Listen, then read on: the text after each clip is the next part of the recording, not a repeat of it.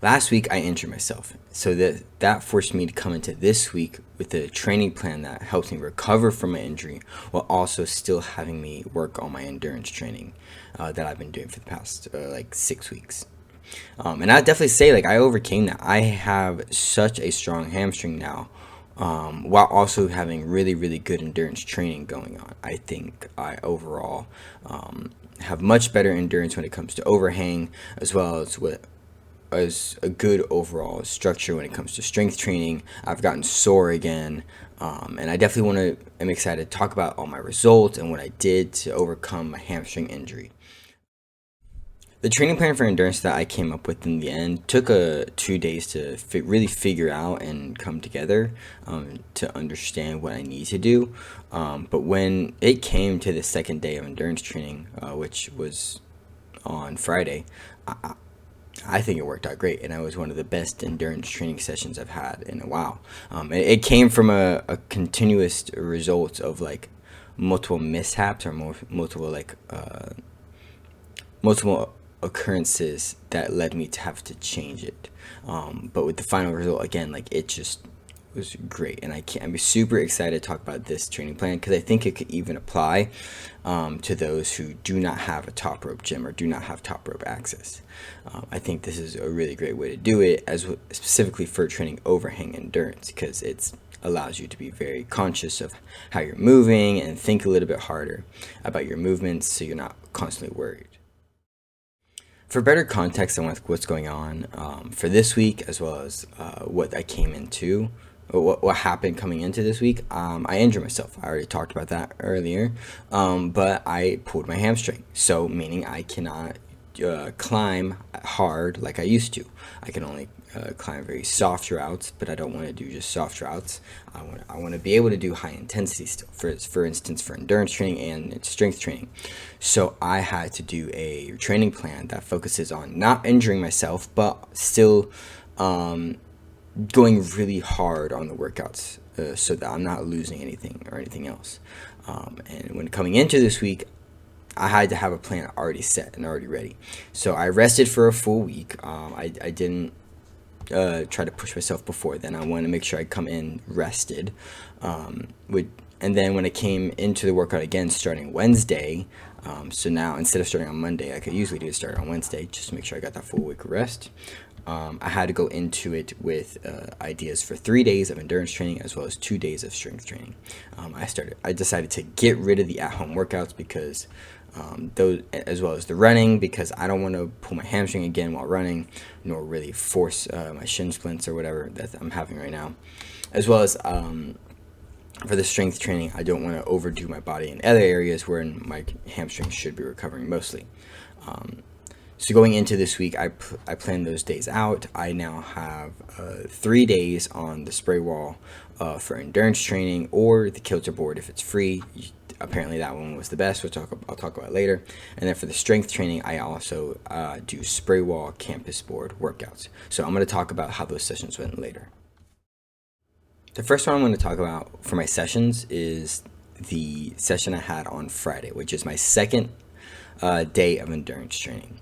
The third day was yesterday on Sunday, so I've already completed 3 days of endurance training for the week-long program, and today on Monday, I'm going to be doing my strength training. So I'm excited to do that today and continue doing the campus board, campusing on the spray wall, or training on the campus board. But today, again, for the endurance, which I want to talk about for the one on Friday, I really solidified my endurance training, and I really developed a strong plan that really strengthens my low intensity endurance without being too intense on the overhang. So it started out the session with just doing what I did last time on Wednesday, which was I go on the spray wall, and then I just climb back and forth and back and forth, left to right, with my feet on the ground. So I force my core to be engaged, to the best of my ability, while maintaining a structure on the board of just going back and forth and then hopping off the board if I need a rest. And then whenever I'm ready again, I get back on the board and I do it for as long as I can. And I did that for about 40 minutes. That's the idea. But because for some reason nobody was using the light up boards that day, everybody was on the spray wall. I quickly got off the spray wall, and I decided, you know what, let me go on the kilter board, because apparently it's free. Nobody's using it. Usually every day somebody's using it, but for today it was free. The tension board was being used by a friend of mine, but she was doing her thing, and besides that board was, it was too short, and the moon board also too short for doing the endurance training of going left to right. But the kilter board was perfect. It was a very wide board that, again, I can climb left to right with my feet on the ground.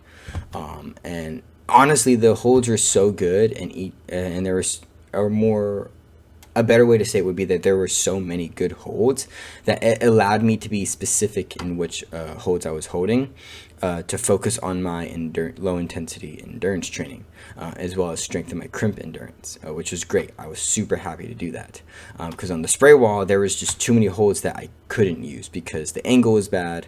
It was 45 degrees, combined with just holds that weren't good at 45 degrees.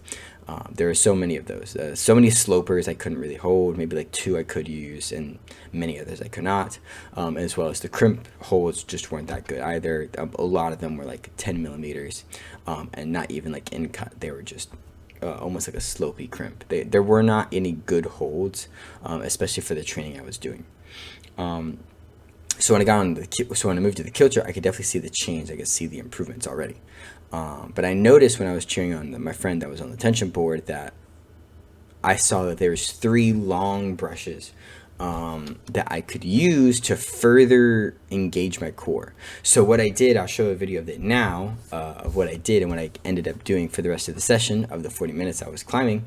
I was climbing left to right, but instead of doing like 360 moves, going all around, I just focused on pushing my core past the brushes that I set on the ground. This really forced me to engage my core and really simulated overhang endurance really well. I think it's honestly one of the best things I could have done while I'm injured right now. It didn't hurt my hamstring or anything, and in fact, even using my hamstring for that period of time was good for getting it back into shape. I was super happy with the results of doing this, and overall this session went great. After that session, of course, after doing that for 40 minutes and feeling the pump in my arms, I went downstairs to the actual gym area. I did my other workouts that I had to do to help strengthen my hamstring, as well as do other endurance-based training such as max pull-ups 4 times, as well as max L-sits 4 times. So I was so happy with the results from this, and I definitely encourage for anyone, if you do not have a top rope, but you do actually have a kilter board that is very wide and nobody's using it for some reason, use that as your endurance training and just climb on that left to right constantly.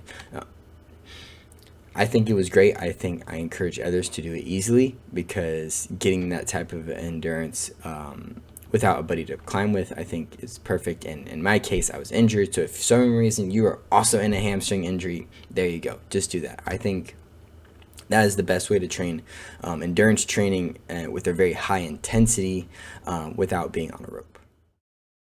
Because I mostly rested this week and I don't really have many other sessions to talk about, I have 2 other endurance sessions, which are mostly just going to be repeats of what I've already said, as well as the struggles.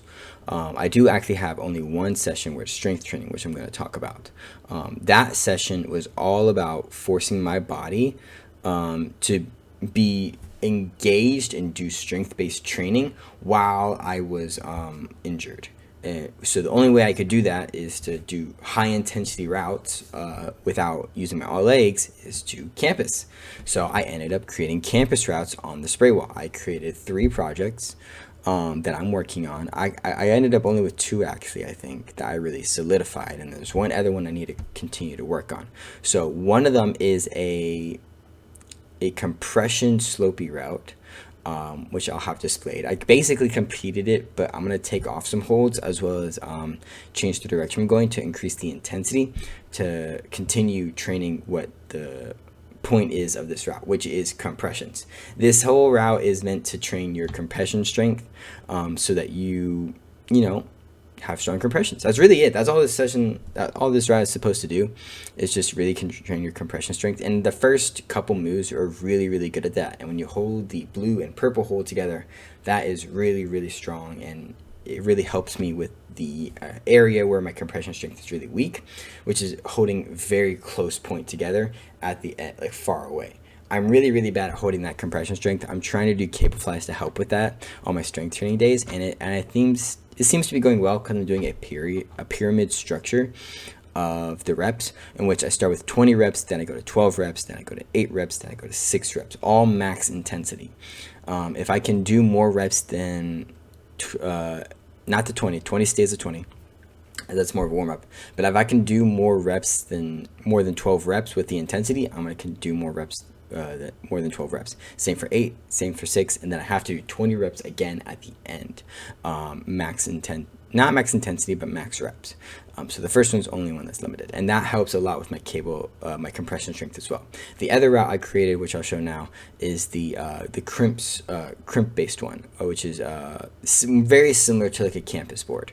That's basically what this training is, like campus board strength, which honestly I was very impressed that I was able to get a few good attempts at the second move on this route. The first move was already super hard, as I'm holding a sloper and then another crimp into a crimp on my left hand. So my right hand's still on the sloper, left hand is on the crimp, and then I have to do a really big move to the right for my right hand, which I have to catch a very bad crimp. I'm really hoping to further explore this route, as I think it's really strong for doing that crimp power endurance. And I only have to do this type of strength training session once a week, as today I will be doing the campus board strength training.